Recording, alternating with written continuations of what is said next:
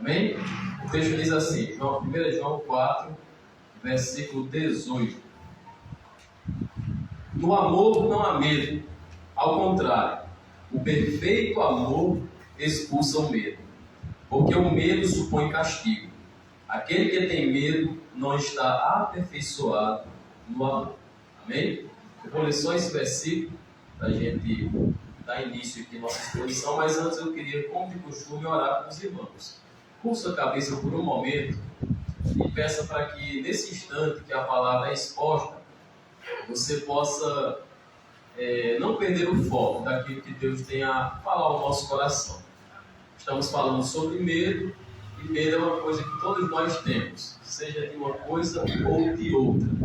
Então nós precisamos hoje ouvir a voz do Senhor, que Ele tem a nos dizer, tá bom? Com sua cabeça. Querido Deus, aqui está, Senhor, a Tua palavra, Deus, que é viva e poderosa, que é preciosa, Senhor, e que o Senhor teve a bondade, Senhor, de nos dar, Senhor, essa palavra em nosso idioma.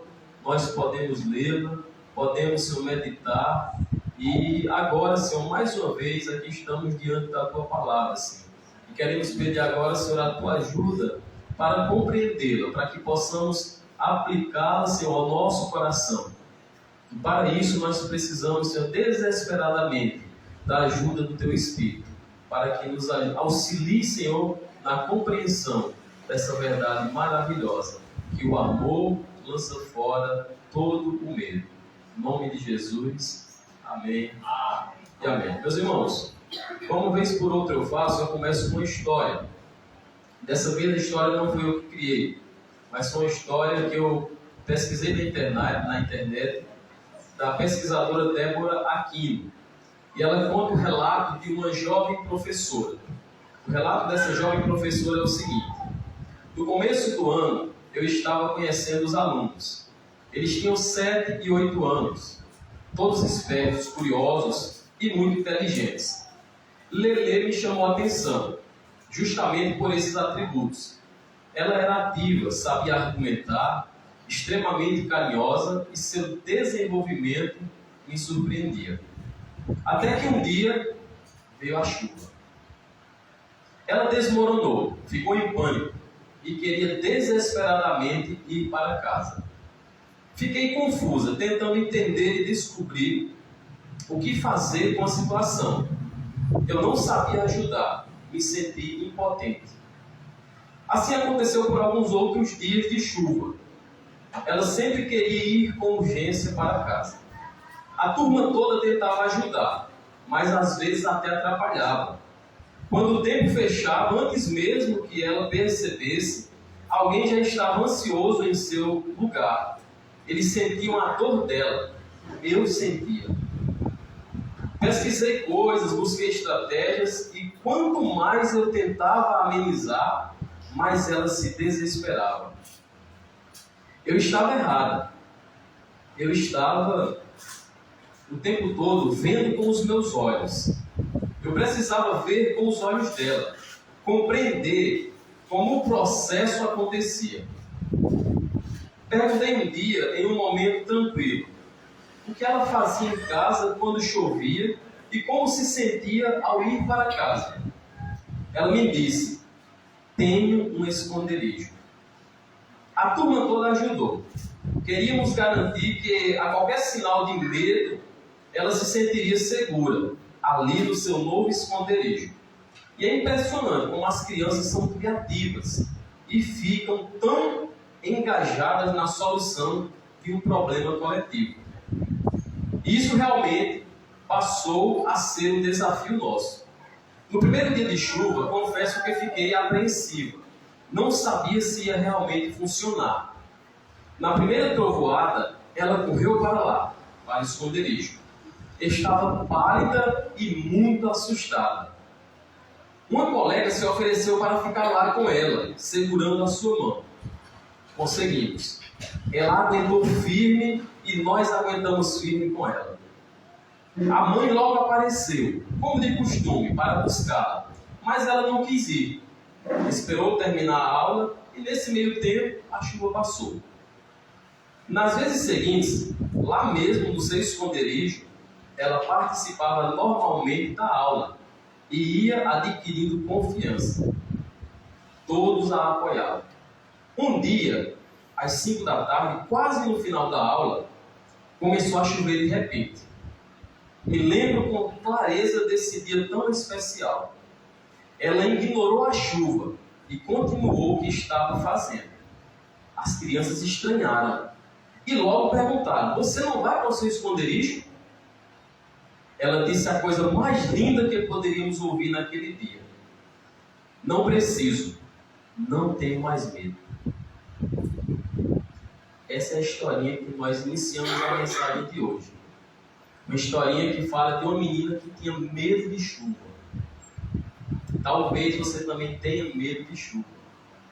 Não da chuva literal, mas de qualquer uma outra chuva que venha sobre a sua vida. Vez por outra chove e você fica atormentado e corre logo para o esconderijo. Irmãos, como podemos definir o medo? Estamos falando de medo desde o início, as canções aqui entoadas foi falando sobre medo, a história que eu iniciei aqui, minha mensagem de hoje, foi sobre medo. Então, o que é medo? O que é que eu posso dizer sobre medo? Eu consigo definir da seguinte forma: é um sentimento desagradável que nos apanha, que nos atinge, que nos sobrevém quando visualizamos o perigo real, ou só o imaginamos. É um sentimento que vem sobre nós quando nós visualizamos um perigo que está vindo à nossa direção, ou simplesmente quando nós só imaginamos esse perigo, mesmo que ele não seja real. É aquele momento que você percebe que fugiu às suas forças de reação diante de uma dificuldade. É o momento que, diante de uma situação, você fica alarmado, aterrorizado. Você fica tomado de pavor, não sabe como reagir, fica assustado. Quem já teve medo e paralisou aqui alguma vez? Aquele medo que de repente você tem e fica paralisado, fica sem reação, fica sem saber o que fazer diante daquela situação. Esse é o medo. Esse é o medo que não vem só sobre mim, minha vida, mas vem sobre você também, seja lá ele qual for. Medo, irmãos, vem da palavra grega phobos, que para nós traduzindo hoje é o que a gente chama de fobia. As pessoas que têm fobia de alguma coisa. Tem pessoas que têm fobia de altura, fobia de insetos, fobia de elevador, como foi passado no vídeo aqui. Tantas fobias. Esse nome phobos vem de um deus grego, da mitologia grega, que era o filho da deusa... Esqueci o nome dela agora, mas é uma das deusas maiores. Afrodite, acho que é Afrodite. E esse deus, na mitologia grega, era aquele que ia para a guerra junto com os gregos, e ele era responsável por ir para o exército inimigo e causar pavor nos homens inimigos. E aqueles homens, com medo, eles perdiam a guerra para o povo grego. Entendeu? Ele era responsável por causar medo. Ele era irmão de outro deus lá, segundo a mitologia grega, que era o pavor. Então tinha o medo e o pavor, o terror, coisa do tipo. E aí eles causavam esse sentimento para que aqueles homens perdessem. Não é diferente hoje. O medo continua paralisando as pessoas. O medo continua estagnando. O medo continua tirando a visão que nós temos daquilo que é proveitoso para a nossa vida. O medo, irmãos, é um perigo real que está à nossa volta. O pecado causa medo. Agora nós vamos adentrar mais precisamente no ponto espiritual. O pecado causa medo. Se não, vejamos o que diz em Gênesis 3:10, se quiserem abrir. Mas é no momento que Deus vem ao encontro do homem após o pecado. E Adão diz o seguinte, Deus pergunta: cadê você, Adão? E Adão diz: Senhor, eu me escondi com medo quando ouvi os teus passos. O pecado, irmãos, ele causa medo. O homem que vive em pecado é um homem que vive diariamente com medo. O medo traz coisas negativas à vida do ser humano. O medo nos tira o foco daquilo que é o principal. Se nós temos um objetivo e o medo ele vem sobre nossa vida, nós perdemos o foco daquele objetivo. Quem não lembra da história que Jesus estava caminhando sobre as águas e quando os discípulos viram, disseram, é um fantasma. E aí o Senhor disse, não é um fantasma, sou eu. E Pedro, como sempre era o que tomava a palavra, ele diz o quê? Senhor, se é o Senhor mesmo, manda-me ir até teu encontro aí. E o Senhor diz o quê? Venha. E Pedro faz o quê, irmãos? Vai. Ele começa a andar sobre as águas. Mas o texto bíblico de Mateus capítulo 14, a partir do 22, vai dizer que quando Pedro começou a caminhar sobre as águas, e ele observou para o lado e viu o vento, viu as ondas, ele teve medo. E quando o medo veio, o que foi que aconteceu? Ele perdeu o foco que ele tinha, que era de ir até Cristo. Ele teve medo. Irmãos, não pense que não é assim conosco. Na hora que nós temos medo, nós perdemos o foco de Cristo. Se alguma coisa sobrevém sobre a sua vida e você passa a ter medo, pavor, é porque você perdeu o foco de Cristo. E hoje o Senhor está aqui falando ao nosso coração. É hora de você voltar a olhar para Jesus. É hora de você passar a olhar para o autor e o consumador da nossa fé, que é Jesus Cristo. Amém? Louvado seja o nome do Senhor. Irmãos, quais são as coisas que causam medo na nossa vida? Quem poderia me ajudar? Diga aí, o papelzinho que escreveu aqui, se você puder falar o que você colocou, fale aí, por favor, me ajude. Coisas que causam medo na nossa vida.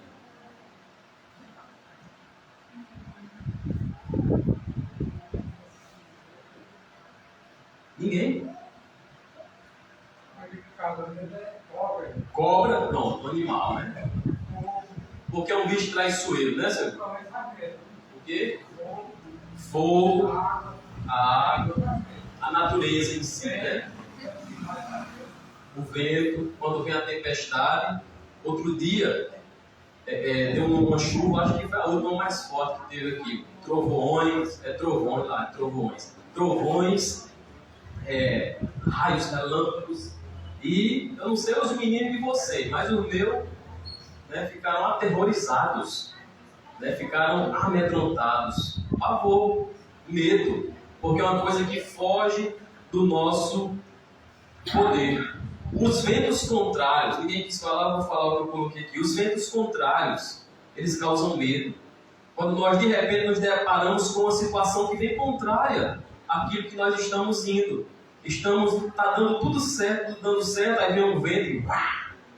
Aquilo causa medo. Fugiu do seu planejamento. Eu pensei que ia ser assim, mas de repente tudo se esvai, causa medo. A enfermidade. Quem não tem medo de ficar doente? De adoecer e essa doença levar à morte. A morte é outro ponto. Muitos têm medo da morte. Já diz um dos poetas do nosso tempo, a dor é a mesma em cada mortal. O medo da morte no dia final. Né? É uma música. Fala disso. O homem tem medo de morrer.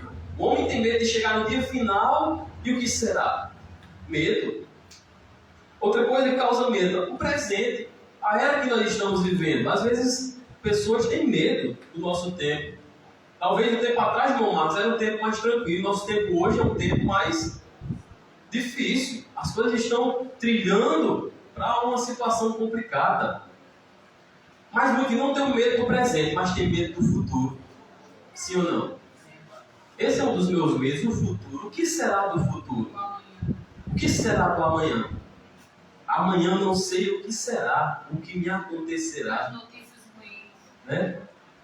Aos meus sonhos, como será? Então, são coisas que causam medo. Como será o seu futuro profissional, você jovem? Já pensou? Será que você vai conseguir entrar no mercado de trabalho? Será que você vai conseguir pelo menos se formar? Né? Então, são medos. Será que você vai conseguir casar-se? Ter uma família? Construir um patrimônio? Então, são coisas que a gente começa a sonhar e quando para olhar a realidade, o medo nos atinge, o medo nos assola. Tem pessoas que têm medo de não conseguir começar uma coisa e diz assim, rapaz, não sei se eu vou terminar, eu estou com medo, não sei se vai dar certo. Outros têm medo de se expor. Eu não vou entrar nessa, porque se eu for, eu vou ficar exposto. As pessoas vão me ver. E aí tem medo agora das pessoas falar alguma coisa. As pessoas vão me ver e vão me criticar. Ou seja, irmãos, quando ele para falar sobre medo, são inúmeras as coisas que causam esse medo. Alguns têm medo, e é um medo até natural, posso dizer, do chamado de Deus na nossa vida. Nós falamos aqui semana passada sobre o chamado de Deus, né? Deus nos chamou para uma missão. E quando Deus nos mostra essa missão e Ele diz, cumpra, nós temos o quê? Medo. Se não, posso lembrar da história de Moisés. Quem não lembra de Moisés? O Senhor chamou Moisés para uma missão. Aqui, irmãos, por favor, olhem para mim. Essa é uma mensagem do Senhor. Moisés foi chamado para uma missão. E Moisés teve o quê? Medo. Moisés não queria ir para aquela missão. Ele disse, Senhor, mande outro. E o Senhor disse, você quem vai. Por 2 ou 3 vezes Moisés, ele tenta dizer, Senhor, não vou fazer isso. Eu tenho uma língua pesada, não sei falar. Mande outro. Disse, você. Por quê? Porque ele tinha medo. Quando Deus nos chama para uma coisa, quando Deus nos dá um objetivo a ser cumprido, nós também temos medo. Mas o detalhe que eu quero chamar novamente a atenção é que Jesus está aqui hoje para tirar todo o nosso medo. Amém? E por fim, para não me estender muito, outro medo que acho que todos têm, ou já teve, se não todos, mas 90% dos que estão me ouvindo aqui já teve esse medo, o medo do escuro. Já tiveram medo do escuro? Sim. Por quê? Temos medo do escuro. Quem pode responder?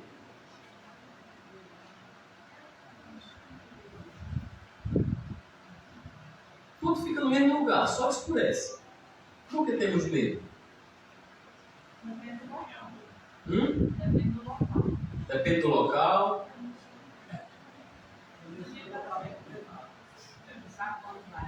Não sabe para onde vai. E agora eu vou pedir a ajuda de Dalão para me ajudar a responder essa pergunta. Bote aí na Bíblia. 1 João capítulo 2, versículo 11. Por que o escuro nos causa medo? Criança tem medo do escuro, mas quem frequenta a escola bíblica não tem medo, né? Quem aprendeu, não tem medo do escuro, nem tem medo do trovão, né? Em minha vida estou seguro, Jesus está em meu coração, né? Não conhece essa musiquinha, irmão? Vamos lá, por que temos medo do escuro? Olha o que diz o texto. Se quem expulsa o medo é o amor, olha lá. Mas quem odeia seu irmão, quem odeia porque não tem amor. Quem odeia seu irmão está nas trevas, escuro. E anda nas trevas, escuro. Não sabe para... Olha aí o problema do escuro. Não sabe para onde vai. Porque as trevas o cegaram. Então, qual é o medo do escuro? O que é que o escuro nos causa medo? Porque no escuro nós não sabemos para onde vamos.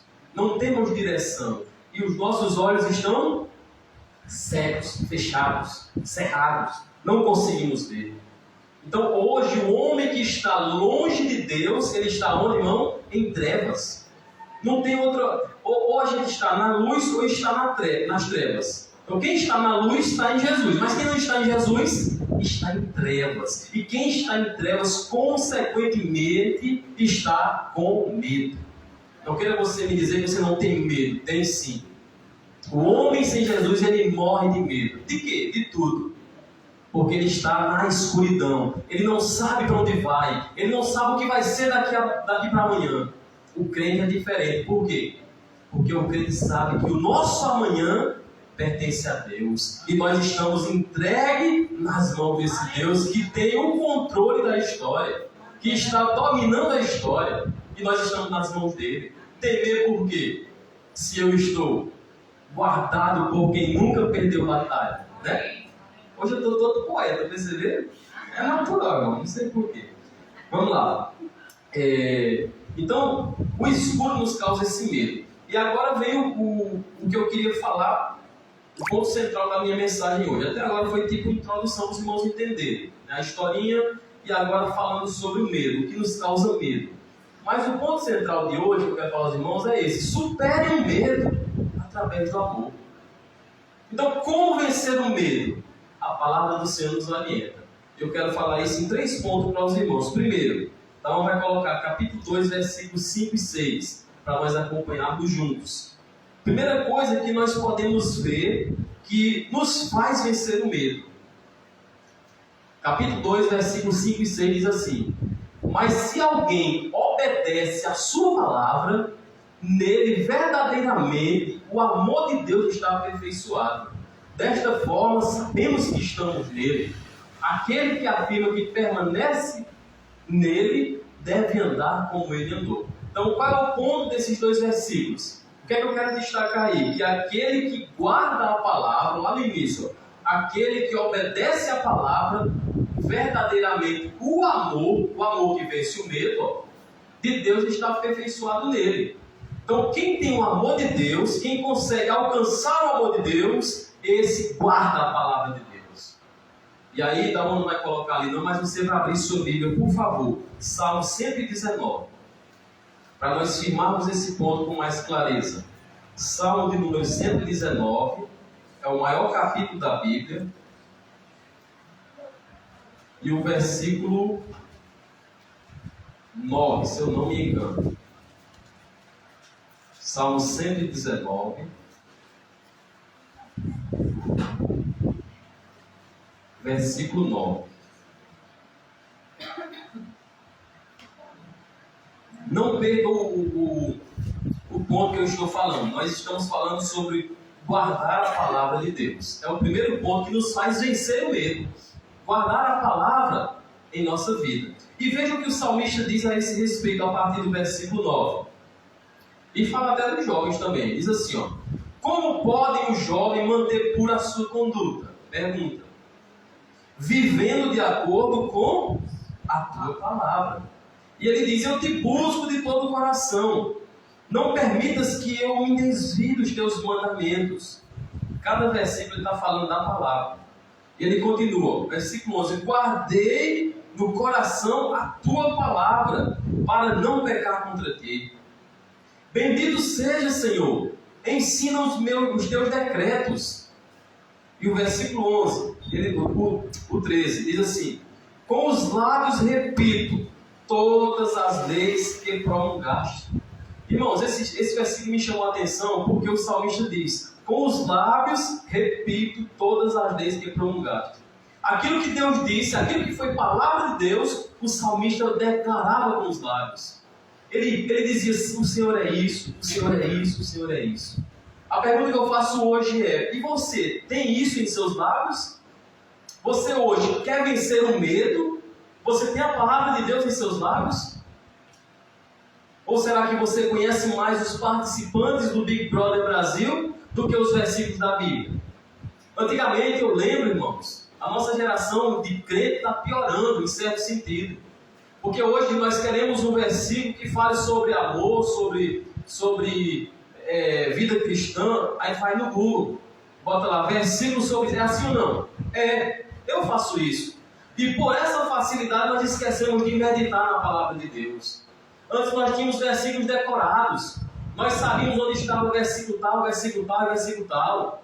Porque a gente se debruçava para buscar a palavra de Deus. Nós nos debruçávamos para meditar, para aprender, para que não saia dos nossos lábios. Hoje é o contrário. O que não sai dos nossos lábios são jogadores de futebol. O que não sai dos nossos lábios é os capítulos da novela.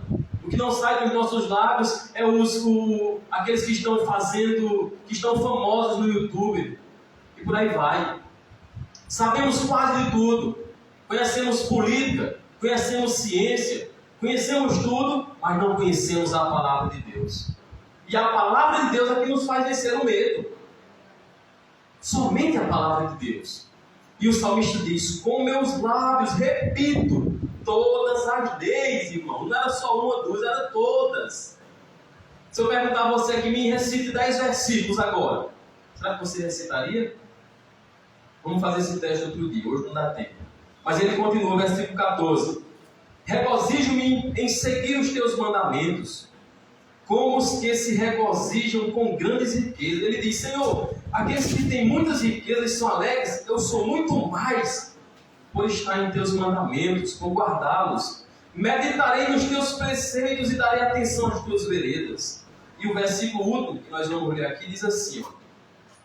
Vamos ler juntos, irmãos, esse versículo, por favor. Vamos lá? Ninguém está aberto aí? Fechado. 15.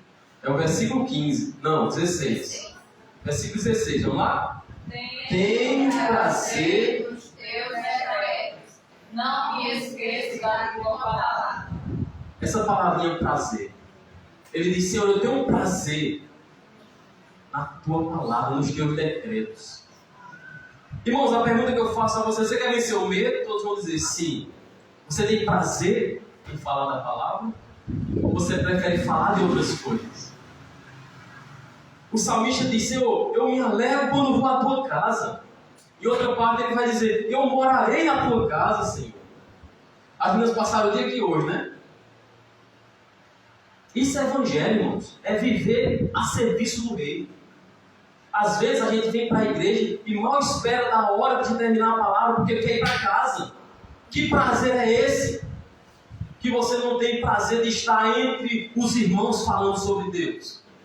Que vem como se fosse uma coisa forçada. Eu tenho que ir porque senão os irmãos vão falar. Meu irmão, esqueça isso. Ou você vem por prazer de estar aqui louvando a Deus, ou não venha. Isso é o evangelho, irmão. Desculpa a palavra, mas isso é evangelho. Nós temos que ter prazer em servir a Deus, em estar na casa dele e não ser por obrigação. Queria eu voltar aos meus 20 anos, 25, não, eu estou com 35. Sou pai, tenho responsabilidades, mas quando eu era jovem, era maravilhoso, não tinha tempo para voltar para casa. Se estivesse na igreja servindo a Deus, era a melhor coisa do mundo. Que os jovens de hoje também sintam isso no coração. Hoje, quer ver como é um negócio sério isso? Eu gosto de jogar bola. Tu gosta, Davi? É bom ou não é? Às vezes, irmãos, a gente está lá todo machucado, todo doído. Já jogou mais de hora e meia. Mas aí chega mais gente e vamos jogar mais um pouquinho? Aí, bora. Porque é prazeroso. Porque nós gostamos. Mas quando se trata do reino de Deus, cadê o prazer? Cadê o prazer dos jovens hoje de servir a Deus? De passar 2, 3, 4, 5 horas louvando a Deus? Esquecer o relógio? Não, porque tem muitas coisas a fazer. Por quê? Não vou nem citar, porque as coisas a fazer que nós perdemos tempo, não é nem digno de ser falado. Porque a palavra de Deus é primordial. Irmãos, receba essa palavra em nome de Jesus. Amém? Segundo ponto. Agora volta aí, vamos voltar lá. Segundo ponto. Como vencemos o medo? Através do amor. Mas como é que isso está em nós? João falou. Primeiro, guardando a palavra. Aqueles que guardam a palavra, que tem ali em seus lábios, que a amam, esses vencem o medo. E agora o segundo ponto está em João, capítulo 1, versículo 12. Capítulo 1 agora, dá um versículo 12. Perdão. 3, 1. Capítulo 3, versículo 1.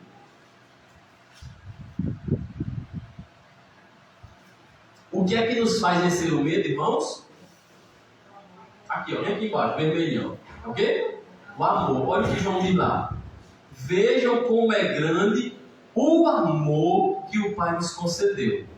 Então, aqueles que têm o amor, vencem o medo. Deus deu esse amor a nós. Aí ele diz, que fôssemos chamados filhos de Deus. Porque de fato somos. Por isso o mundo não nos conhece, porque não conheceu a Jesus também. Segundo ponto que nos faz vencer o medo, irmãos, é sermos filhos de Deus. Olha lá, sermos chamados filhos de Deus. A palavra do Senhor diz em João, capítulo 1, versículo 12, o texto conhecido do Evangelho de João, diz assim, contudo, aos que o receberam, aos que creram em seu nome, deu-lhes o direito de se tornarem filhos de Deus. O que é que faz a gente vencer o medo, irmãos? Ser filho de Deus. Sermos filhos de Deus. Estarmos vivendo como filhos de Deus. E a pergunta que eu faço a você que está me ouvindo aqui hoje, ou alguém por a internet: você é filho de Deus? Você é filho de Deus? Vamos ver o que diz a Bíblia. Abra sua Bíblia, por favor. Gálatas capítulo 3, versículo 26. Carta de Paulo aos irmãos da Galácia, capítulo 3, versículo 26. Gálatas 3, 26. Diz assim a palavra do Senhor: todos vocês são filhos de Deus. Porque muita gente diz: eu sou filho de Deus. Mas como? Olha o que Paulo diz aqui, ó. Todos vocês são filhos de Deus, mediante a fé em Cristo Jesus. Pois os que em Cristo foram batizados, de Cristo se revestiram.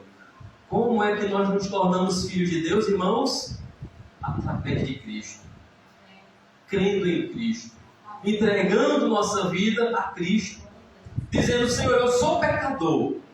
Eu estou cheio de medo. Eu estou temeroso. Mas eu sei que no Senhor eu encontro refúgio.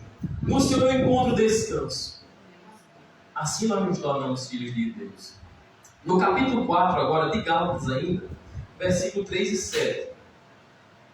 Veja o que diz. Gálatas capítulo 4, versículo 3 ao 7. Diz assim, ó.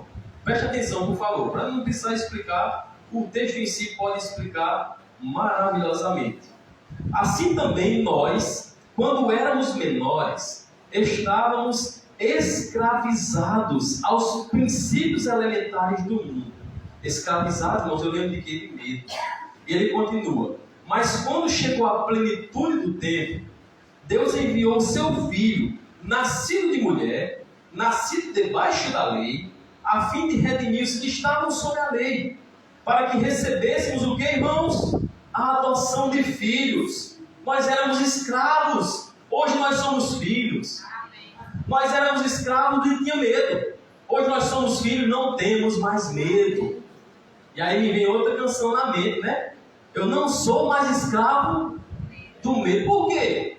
Porque eu sou filho de Deus. Vamos cantar ela daqui a pouco. E ele continua: a fim de redimir os que estavam sob a lei, está o versículo 6 agora. E porque vocês são filhos, isso mesmo, Deus enviou o Espírito do seu Filho ao coração de vocês. Além de filhos, irmão, nós temos Deus morando em nós. Como é que vamos ter medo? E ele continua. E ele chama, ele clama: Abba, Pai. Assim você já não é mais escravo, mas filho. E ser filho de Deus, e por seu filho, Deus também o tornou herdeiro. Nós somos herdeiros de um reino eterno e infalível, porque nós somos filhos. Como é que nós vamos ter medo, irmãos? Jamais. Então, se você está com medo, fique com medo não. Porque, primeiro, você guarda a palavra de Deus, e segundo, você é filho de Deus. Terceiro e último, para a gente concluir: por que nós não devemos ter medo? Ou o que é que nos faz vencer o medo? Capítulo 3, da UAM, versículo 14. O mesmo capítulo, agora o versículo 14. O que nos faz vencer o medo, irmãos, é o quê? O amor. Vamos ver o que é que diz lá, versículo 14. Lá. Sabemos que já passamos da morte para a vida. Por quê? O quê? Amamos nossos irmãos. Quem não ama, permanece na morte. Ou, vamos entender o versículo aí que nós estamos falando. Se nós passamos da morte para a vida porque amamos, então nós temos o amor. Então aqueles que têm o amor, vencem o medo, esses fazem o quê? Tem vida. O que é que faz vencer o medo? A vida em Cristo. Alguém pode me dizer agora: irmão, mas eu tenho vida, eu estou vivo, senão não estaria ouvindo o irmão falar. Não é essa vida que eu estou falando. A vida que eu estou falando é aquele que diz assim: eu sou o caminho e a verdade e a vida. É a vida verdadeira. Você tem vida? Minha vida me dá medo. A vida de Cristo em mim arranca todo medo. Entenda agora. Por que eu botei isso? Nós temos a nossa vida. Você tem a sua vida. Seus sonhos são maiores do que o seu presente? Sim ou não?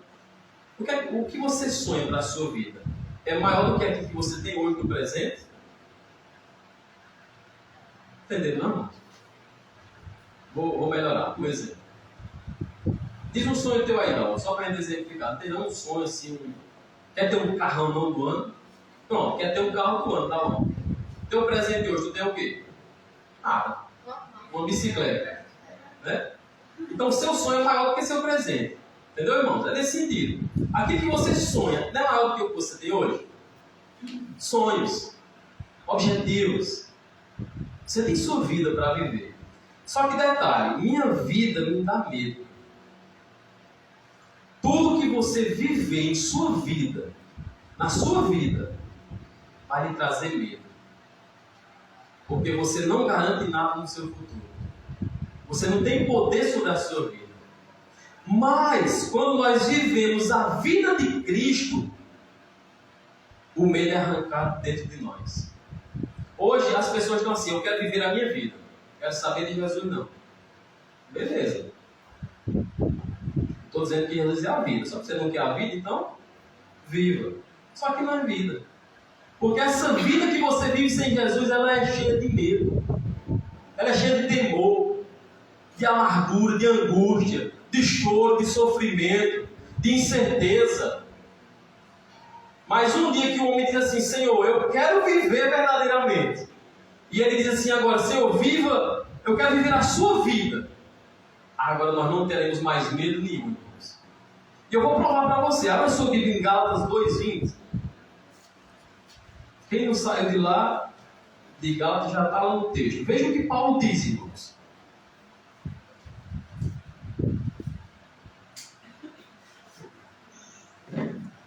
Gálatas 2:20. Paulo, que vivia a vida dele, um dia ele disse, eu não quero mais viver a minha vida, porque a minha vida é cheia de medo. E ele disse o seguinte, fui crucificado com Cristo. Assim, já não sou eu quem vive, mas Cristo vive em mim. A vida que agora vivo no corpo, vivo pela fé no Filho de Deus, que me... Olha o amor de novo aí. Que me amou e se entregou por mim. Aí, até aí tá bom. Tá pro nosso ponto aqui. Quando eu vivo a minha vida, irmãos, ela é sem futuro. E muitos de nós aqui querem viver a vida à parte de Jesus. Muitos de nós planejamos, sonhamos, objetivamos várias coisas, deixando Jesus de lado. Vou cuidar da minha carreira profissional. Vou buscar resolver meus estudos. Vou buscar formar uma família. E Jesus ficando de lado. Essa vida que você vive sem Jesus, ela só é de medo. Só de medo. Mas quando nós entregamos a nossa vida a Cristo, o que é que acontece? Veja o que Paulo diz. O que eu já li. Só frisando novamente. O versículo dele diz: fui crucificado com Cristo. Irmãos, aqueles que querem viver sem medo, primeiro precisam morrer. Aquele que quer viver, não vive. Mas aquele que morre, que é crucificado com Cristo, esse passa a viver. Porque quando nós renunciamos à nossa vida, nós dizemos, Senhor, a partir de hoje minha vida é sua. E aí nós entregamos a Cristo nossa vida, nossos desejos, nossas vontades, nosso livre-arbítrio. Quando ele é cravado na cruz, aí o Senhor diz, agora você vai viver a vida que eu tenho para você. Não precisa ter medo de nada. O seu futuro está garantido. E ainda que você morra, você viverá. Lembra do texto de João? Aquele que está em Cristo, ainda que morra, viverá. Então, irmãos, Se a gente sofrer nessa vida, se morrer nessa vida, se passar os piores perrengues nessa vida, é só passageiro. Porque o Senhor que é dono da nossa vida, aquele que agora vive em nós, Ele garantiu um final feliz. Ou melhor, um final não, uma eternidade feliz, onde viveremos eternamente ao lado do nosso Senhor, para todo sempre. Então, quer vencer o medo? Viva a vida de Deus, não a sua. Renuncie sua vida hoje. Jesus disse: quem quiser vir após mim, me ajude. Negue-se a si mesmo. E negar-se a si mesmo é o quê? Deixar a sua vida. Eita, irmão, deixar a minha vida. Hoje é que dia? 24. A março. Aí tem só abril, 1º de maio, vai ter a festa. E eu vou renunciar. Você que sabe. Só que eu lhe digo, essa vida que você vive aí não é vida. É morte. Aqueles que morrem sem Jesus é morte eterna. Mas aqueles que se lançam aos braços do Senhor, meu irmão, não tem coisa melhor no mundo. Não tem cantor, não tem banda, não tem namorado, namorada, nada supera o amor de Deus derramado em nosso coração. Nada supera. E aí quando nós nos deleitamos, quando nós vivemos essa vida em Cristo, nós só queremos ela. Não tem pra onde, não tem como buscar outra coisa. Tem, Isabela? Tu quer outra coisa para a vida? Tu quer, Laura? Tu quer, Mandura? Não tem. Eu te amo, mas cadê a flor? E ele vai cantando, né? Que declaração linda. Nós não precisamos de nada mais quando nós temos Jesus. Agora, se nós não temos Jesus, aí nós vamos precisar de todas as outras coisas. Mas nada vai nos satisfazer. Dá para tu entender um negócio desse? Tu vai atrás de tudo, de tudo, de tudo. E Salomão foi atrás de tudo. Salomão teve mulheres, teve riqueza, teve trono, foi sábio, o cara mais sábio de toda a terra. Mas no final, quando ele deixou Deus de lado, ele disse: é tudo vaidade. Não achei descanso para a minha alma. Mas quando nós esquecemos tudo e dizemos: Senhor, eu quero só o Senhor, meu irmão, aí o Senhor nos dá tudo. Toda a alegria, toda a felicidade. E ainda que a gente sofra, olha como é um negócio doido, ser crente. A gente passando dificuldade, sofrimento, aflições, coisas que causam medo a todo mundo, a gente está lá dizendo: Jesus é bom. A gente está lá dizendo: Senhor, louvado seja o teu nome. Grande é o Senhor e muito digno de louvor. Aí o povo olha: como é que pode, irmão, sofrendo? É porque a nossa alegria, a nossa felicidade não depende das circunstâncias. A nossa alegria, a nossa felicidade não é um sentimento, é uma pessoa. Jesus Cristo está aqui hoje dizendo: vem vencer teu medo. E aí eu concluo. Só abrindo mais um texto agora. 1 João 4:9. Só para afirmar aí nesse ponto, eu trago minha conclusão. 4, versículo 9.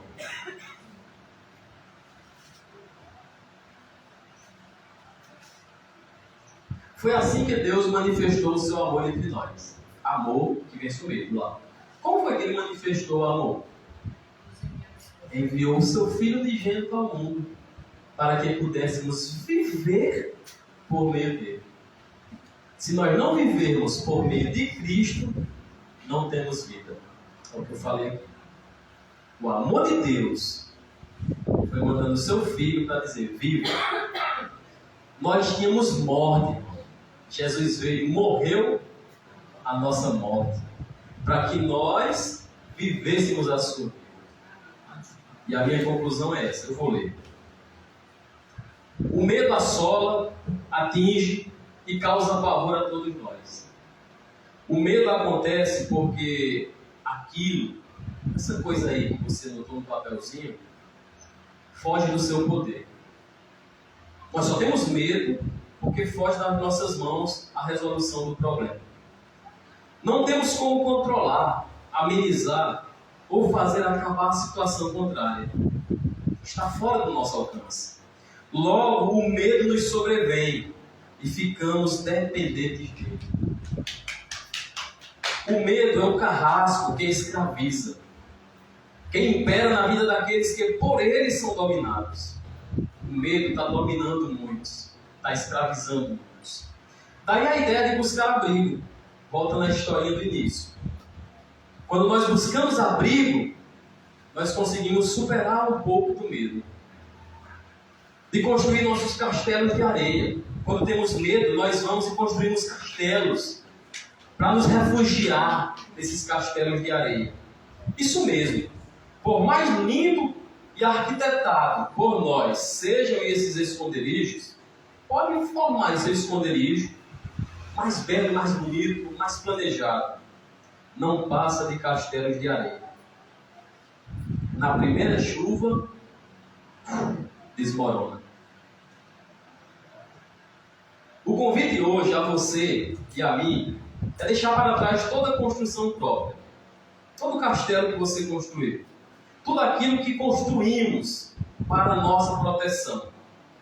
Nada nos protegerá. E agarrar-se, o convite hoje é agarrar-se com o nosso único, ou melhor, com o único que nos livra de todos os nossos temores.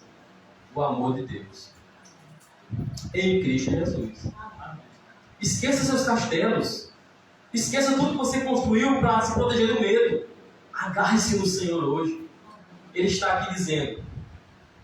E a outra canção antiga que diz: quando Jesus estendeu a sua mão. Quem sabe cantar? Quando ele estendeu sua mão para mim, eu era bom, perdido, sem Deus, sem Jesus. Quando ele estendeu a sua mão para mim. Hoje ele continua aqui, de mãos estendidas, dizendo: vem vencer teus medos.